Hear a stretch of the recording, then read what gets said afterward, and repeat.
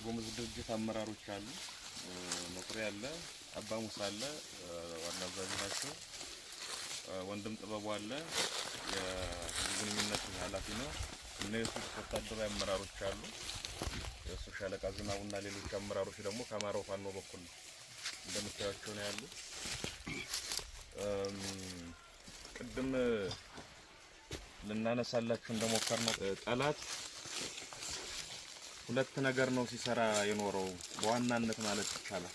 አማራ ላይ ያልተሰራ ሌሎች ህዝቦችም ላይ ያልተሰራ ነገር አለ ብለን ባናምንም አማራን አንድ እርስ በርስ መነጣጠል በአውራጃ በወንዝ የመጀመሪያ ታክቲኩ ነው።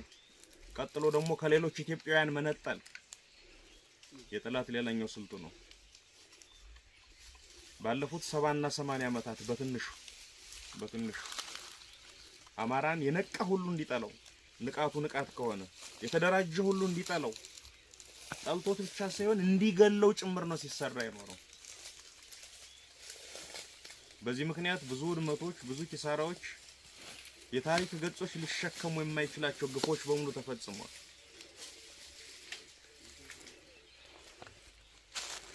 የአማራ ገሩ የአማራ ክልል የሚባለው ሰፍሮ የሰጡት በረቱ ብቻ አይደለም። የአማራ ገሩ መላው ኢትዮጵያ ነው። በመላው ኢትዮጵያ ተበትኖ የሚኖር ህዝብ ነው። ኦፍ ኮርስ ለአማራው ብቻ ሲሆን የጉሙዝም አገሩ መላው ኢትዮጵያ ነው። እዚህ ሰፍሮ የሰጡት ቦታ አይደለም። የማንኛውም ኢትዮጵያው ያገሩ መላው ኢትዮጵያ ነው።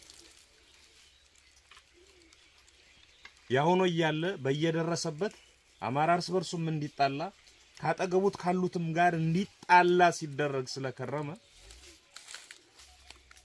በተለይ ባለፉት 30 ምናምን ዓመታት ምን እንደተፈጠረ እኔ ለእናንተ ልነግራችሁ አልችልም።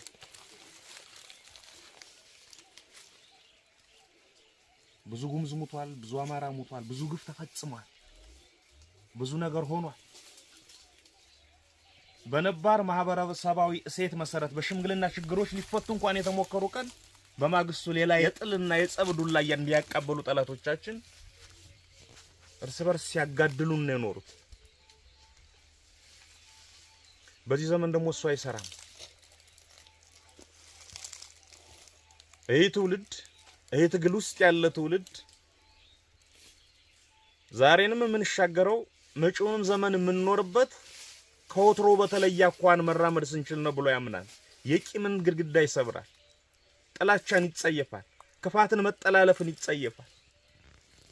በክፋት በመጠላለፍ በመጠፋፋት ፋንታ ሰላምን ፍቅርን ነው የሚዘራው። እኔ የአማራ ፋኖ ድርጅት መሪ ነኝ። የአማራው ጉዳይ በቅድሚያ ይመለከተኛል። ለአማራው እንዲሆን የምፈልገው ነገር ሌሎች ህዝቦች ሁሉ እንዲገጥማቸው በጎ ነገሩን እመኛለሁ።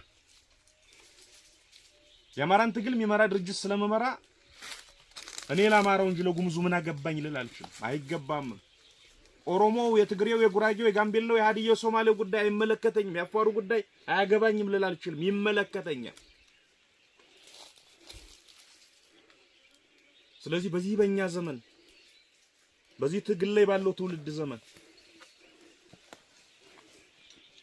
የቂም ቋጠሮችን እንፈታለን፣ እንበተናለን። መጠላላትን፣ መገዳደልን በፍቅርና አብሮ መኖር በመተባበር አብሮ መስራት እንተካለን። የዛ አስተሳሰባችን ውጤት ነው ዛሬ አብሮ ያቆመ። በመሆኑም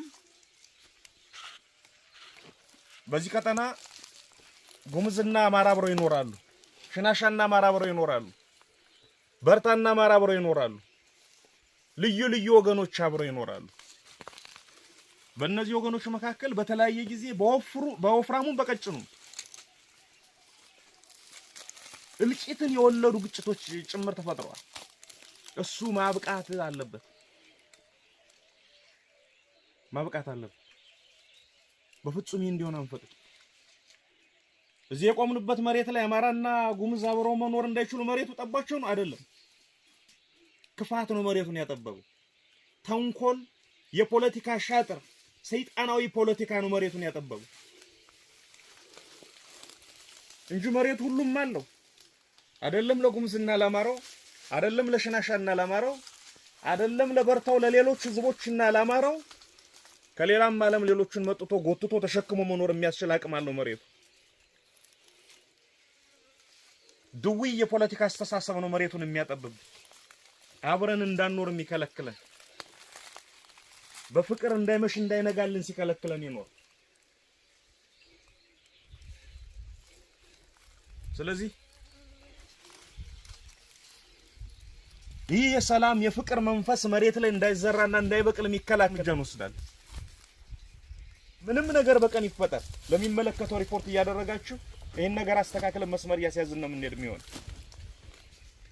ግልጽ ነኝ አይደለ?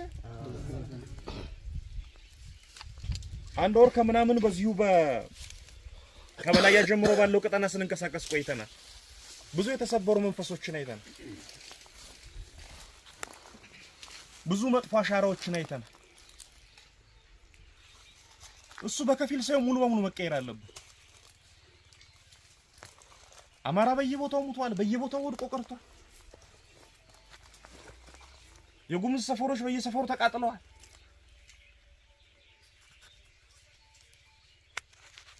ይህ ዘመን ለአንዴና ለመጨረሻ ጊዜ ማብቃት አለበት።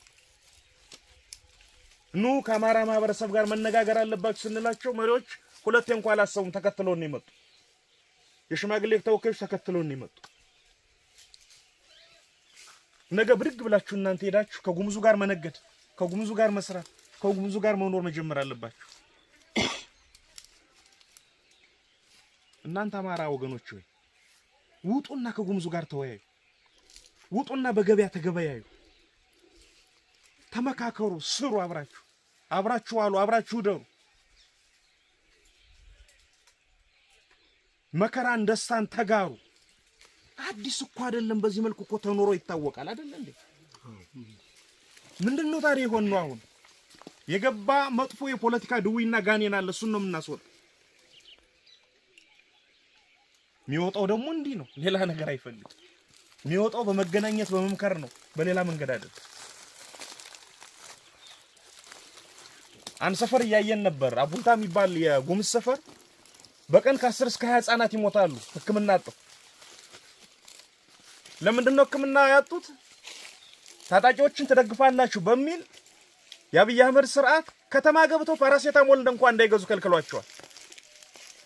ጫው የምግብ ጫው እንኳን ያገኙ በዛ ሰዓት አለ። ወደዚህ ወደ አማራ ወገናቸው እንዳይመጡ ያለፈው ቁርሾ አለ። ይሰጋሉ። ፍቅር ቢኖርስ አንዴ ሰው ሊጫው ሲቸገር እንደ ሰው ቁመህ አታይ። መድኃኒት ሲቸገርና ህፃናት ሲሞቱ እንደ ሰው ቁመህ አታይ። ሁለት መድኃኒት ተሸክሞ ወደ አንድ አማራ አቡልታ ሽጦ የማይመጣበት ምክንያት ምንድነው? አንድ የአማራ ሐኪም ካለ እዛ ሄዶ ጤና ጣቢያ የማይከፍትበት ምክንያት ምንድነው? ውጡና ተገበያዩ። ትርፍ ካላችሁ ሽጡላችሁ፣ የሚጎላችሁ ካለ ግዙና አምጡ። ግልጽ ነኝ አይደል? እሱን መንፈስ ነው ምን ተክለው እሱን ነው ለማድረግ እየሞከርን ያለን። መንገዱን እቹ ነው። በሞተር ብር ብሎ መነገድ አብሮ መስራት ይቻላል። በመኪና ይቻላል። በመሬት በእግር ይቻላል። ከዚህ በኋላ የጉምዝ ታጣቂ የሚሆን የጉምዝ ህዝብ ለአማራ ጠላቱ አይደለም። አማራ ለጉምዝ ህዝብም ለአማራ ታጣቂም ጠላቱ አይደለም። ይልቁንም ወንድሙ ነው። ይልቁንም የአንድ ሀገር ልጆች ናቸው። ይልቁንም በሰላም መኖር የሚፈልጉ በፍቅር መኖር የሚፈልጉ የሰው ልጆች ናቸው ጉምዞች። አማራውን በሰላም በፍቅር መኖር የሚፈልግ የሰው ልጅ ነው። እሱን አጠነው ነው መሳሪያ አንስተን መከራ እያየን ያለው። እግዚአብሔር ይመስገን እጅግ በተቀደሰና በተከበረ ቀን ዛሬ ተገናኝተናል። ከዛሬ በኋላ ወደ ፍጹም ሰላም፣ ወደ ፍጹም መረጋጋት፣ ወደ ፍጹም አብሮነት የሚወስዱን ስራዎች መትከል ነው የምንጀምረው። ሰው በእጁ ገሃነምንም ይፈጥራል፣ ሰው በእጁ ገነትንም ይፈጥራል። ሁሉም ነገር እዚህ ውስጥ ነው የሚወጣው። በያዝነው መሳሪያ ወንድሙን መግደል ይችላል። በያዝነው መሳሪያ ወንድማማች አንድ ላይ ሆነ ጋራ ጠላታቸው መውጋት ይችላል። እና ከቅልቦና የሚወጡ ራእዮች በባህሪያቸው ከግብ ይደርሱ ዘንድ የሚከታተላቸው የራሱ እግዚአብሔር ወይ ፈጣሪ ያለ ይመስለኛል። እንደዛ ነው የማምነው።